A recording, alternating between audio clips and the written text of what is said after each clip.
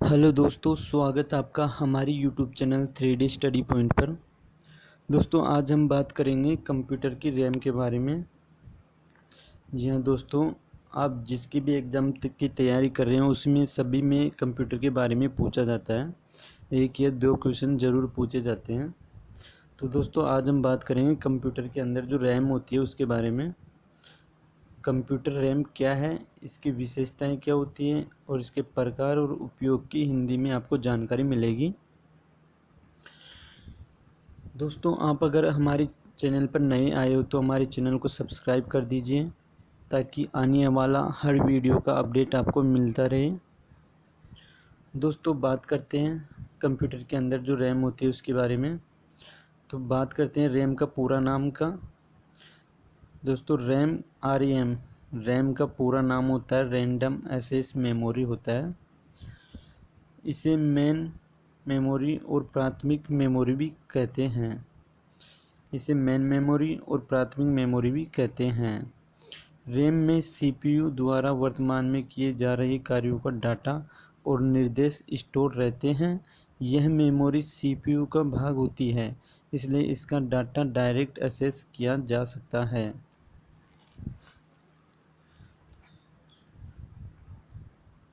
दोस्तों, ये आपने देखा कि रैम में सीपीयू द्वारा वर्तमान में किए जा रहे कार्यों को डाटा और निर्देश स्टोर रहता है। ये आपको याद रखना है कि रैम क्या काम करती है कि जो सीपीयू द्वारा वर्तमान में जो कंप्यूटर में हम जो भी काम करते रहते हैं उसका डाटा और निर्देश सेव करती है। रैम के अंदर ये सेव होता है, ये आपको याद रखना है। बात करते हैं आगे। इस कंप्यूटर यानी मेमोरी में डाटा और निर्देश सेल्स में स्टोर रहता है। प्रत्येक सेल कुछ रोज एंड कॉलम्स से मिलकर बना होता है, जिसका अपना यूनिक एड्रेस होता है। इस यूनिक एड्रेस को सेल पथ भी कहते हैं। दोस्तों, आपको इसको समझना होगा, ये क्या कह रहा है कि डाटा और निर्देश सेल में स्टोर रहता है, ठीक है, और प्रत्येक सेल कुछ रोज और कॉलम से मिलकर बना होता है, जिसका अपना यूनिक एड्रेस होता है। इस यूनिक एड्रेस को सेल पथ कहते हैं। तो ये आपको याद रखना है सेल पथ के बारे में। बात करते हैं आगे।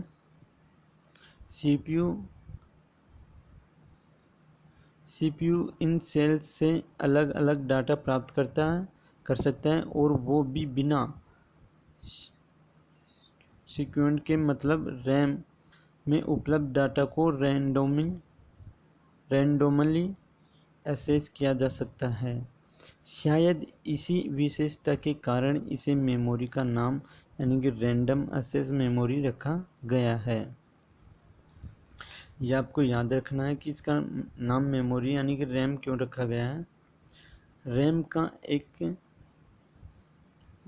रैम का एक वैलेटली मेमोरी होती है, इसलिए इसे स्टोर डाटा हमेशा के लिए स्टोर रहता है। इसलिए इसमें स्टोर डाटा हमेशा के लिए स्टोर नहीं रहता है। जब तक रैम में पावर सप्लाई ऑन रहती है तब तक डाटा रहता है, और कंप्यूटर शट डाउन होने पर रैम का सारा डाटा स्वतः डिलीट हो जाता है।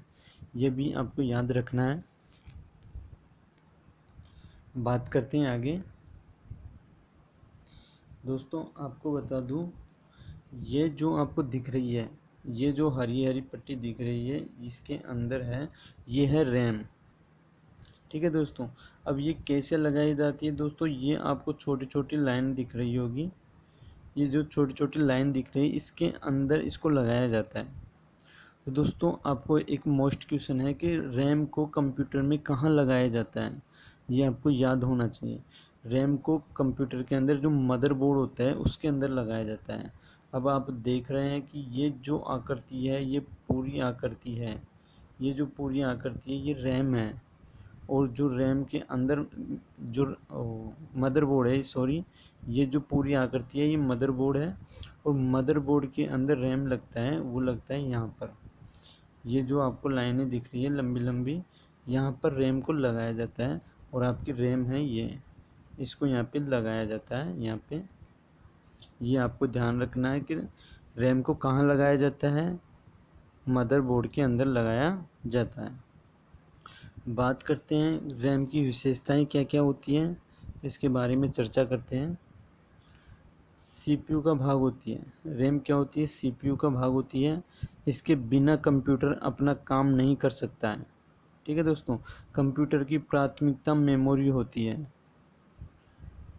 उपलब्ध डाटा रैंडम एक्सेस कर सकते हैं और अस्थायी मगर तेज होती है। ठीक है दोस्तों, बात करते हैं आगे। रैम महंगी होती है। जी हाँ दोस्तों, रैम बहुत ही महंगी आती है। उसके अलावा बात करते हैं स्टोरेज से भिन्न होती है। जी हाँ दोस्तों, इसमें स्टोर नहीं किया जाता है कुछ भी, ये अलग होती है स्टोरेज से। रैम के विभिन्न प्रकार बात करते हैं। रैम के कौन कौन से प्रकार है, टाइप्स ऑफ रैम इन हिंदी।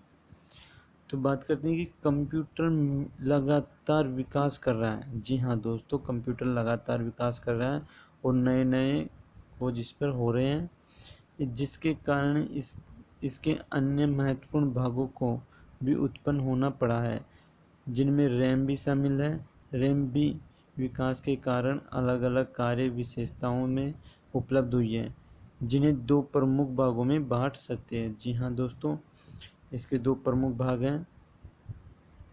जो दो प्रमुख भाग हैं वो है एसआरएम और एक है डीआरएम। जी हाँ दोस्तों, रैम के कितने भाग होते हैं, दो। एक होता है एसआरएम और एक होता है डीआरएम। ये आपको याद रखना है, ये काफ़ी बार पूछा जाता है। इसके भाग होते हैं, जो ऑप्शन में दे देगा कि इनमें से कौन सा नहीं है। बात करते हैं एसआरएम। तो बात करते हैं एसआरएम की, कि एसआरएम का पूरा नाम क्या है। तो इसका पूरा नाम है स्टैटिक रैंडम एक्सेस मेमोरी। जो एस लगा है रैम के आगे, इसका नाम होता है स्टैटिक रैंडम एक्सेस मेमोरी होता है, जिसमें शब्द स्टैटिक बताता है कि इस रैम में डाटा स्थिर रहता है और उसे बार बार रिफ्रेश करने की ज़रूरत नहीं पड़ती है। जी हाँ दोस्तों, वापस पढ़ते हैं इस लाइन को, कि जिसमें यानी कि रैम यानी कि एसआरएम होता है, उसमें शब्द स्टैटिक बताता है कि इस रैम में डाटा स्थिर रहता है और उसे बार बार रिफ्रेश करने की ज़रूरत नहीं पड़ती है। यह रैम भी वोलेटिल मेमोरी होती है, इसलिए पावर ऑन रहने तक इसमें डाटा मौजूद रहता है और पावर ऑफ होते ही सारा डाटा स्वतः डिलीट हो जाता है। इस मेमोरी को कैचे मेमोरी के रूप में भी इस्तेमाल किया जाता है। ये आपको याद रखना चाहिए, याद होना चाहिए ये शब्द। बात करते हैं आगे। अब बात करते हैं डीआरएम की, कि डीआरएम क्या है। एसआरएम के बारे में हम जान चुके हैं। बात करते हैं डीआरएम। डीआरएम का पूरा नाम होता है डायनामिक रैंडम एक्सेस मेमोरी, जिसमें शब्द डायनामिक का मतलब होता है, जो डायनामिक जो ये शब्द जुड़ा है, इसका मतलब होता है चलायमान, अर्थात हमेशा होते रहना हमेशा परिवर्तित होते रहना। इसलिए इस रैम को लगातार रिफ्रेश करना पड़ता है, तभी इसे डाटा स्टोर किया जा सकता है। बात करते हैं आगे। DDR3 रैम इस मेमोरी का एक अच्छा उदाहरण है। जी हाँ दोस्तों, CPU की मुख्य मेमोरी के रूप में DRM का ही इस्तेमाल किया जाता है, क्योंकि इसमें से डाटा को रैंडमली प्राप्त किया जा सकता है और इसमें नया डाटा अपने आप स्टोर होता रहता है, जिसके कारण CPU की कार्यक्षमता तेज बनी रहती है। DRM भी वैलेटली इसलिए होती है, इसलिए इसमें भी डाटा पावर सप्लाई ऑन रहने तक ही स्टोर रहता है। आजकल कंप्यूटर्स, स्मार्टफोन, टैबलेट आदि उपकरणों में DRM का ही इस्तेमाल किया जाता है, क्योंकि यह SRM से सस्ती भी होती है। ठीक है दोस्तों, कि ये भी आपको याद रखना चाहिए कि DRM उपयोग होता है स्मार्टफोन में, किसका उपयोग होता है, DRM या SRM। तो आपको पता होना चाहिए कि DRM का ही उपयोग होता है किस किस में। आज जो नए कंप्यूटर आ रहे हैं उनमें, स्मार्टफोन और टैबलेट, इनमें सभी में DRM का उपयोग होता है। बात करते हैं आगे। तो दोस्तों, अगर आपको ये वीडियो अच्छा लगा हो तो इसको लाइक कीजिए, कमेंट कीजिए, शेयर कीजिए वीडियो को। और अगर आप हमारे चैनल पर नए आए हो तो चैनल को सब्सक्राइब करिए, ताकि और आने वाले वीडियो की जानकारी आपको मिलती रहे। थैंक यू दोस्तों।